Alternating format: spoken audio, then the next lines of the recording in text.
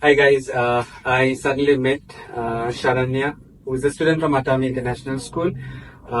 We met in Sri Lanka. We met a couple of times here in Belarus, and we meet up once again. Saranya கொஞ்சம் தமிழ்ல பேசுவோம். Saranya, உங்களுக்கு வந்து medicine படிக்கிறதுக்கு என்ன motivation? Medicine படிக்கிறதுக்கு சின்ன வயசுல இருந்து எனக்கு ரொம்ப பிடிக்கும். அண்ட் அம்மாட ஆசை அது. அண்ட் அது அப்படியே என்னோட ஆசையாகி இப்போ அதுதான் என்னோட எல்லாமே. ரைட். ஷார்ட்ல உங்களோட எக்ஸ்பீரியன்ஸ் எப்படி இந்த தமிழ்ல சொன்னாங்க? அதாவது இலங்கையில இருந்து வந்து பிகாஸ் நீங்க லோன் பேக்கிறீங்க, எங்க பேரண்ட்ஸ் அம்மாவோட இல்ல, அந்த மாதிரி நீங்க சொன்னா ஒரு எக்ஸ்பீரியன்ஸ் எப்படி? முதல்ல இங்க வந்தப்போ உண்மையா அம்மா ரொம்ப மிஸ் பண்ணேன். பிறகு போக போக ஸ்டடீஸ் எல்லாம் நிறைய கூட டைம் மேனேஜ் பண்றத பத்தி நிறைய கத்துக்கொண்டேன்.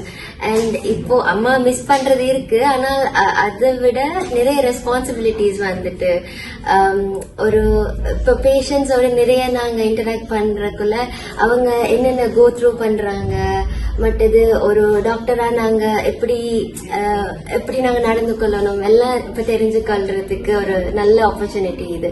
சோ நீங்க ஸ்ரீலங்கால இருக்கிறவங்க எல்லாம் மெடிசின் படிக்க ஆசைப்படுறவங்க இங்க கண்டிப்பா வரலாம். உங்களோட ஹோம் டவுன் எங்க? வத்தல. ரைட். சோ நீங்க ஐஎம்சி பத்தி எப்படி நீங்க சர்ச் பண்ணீங்க? ஐஎம்சி எனக்கு ஒரு ஃப்ரெண்ட் மூலியமா தான் தெரிய வந்தது.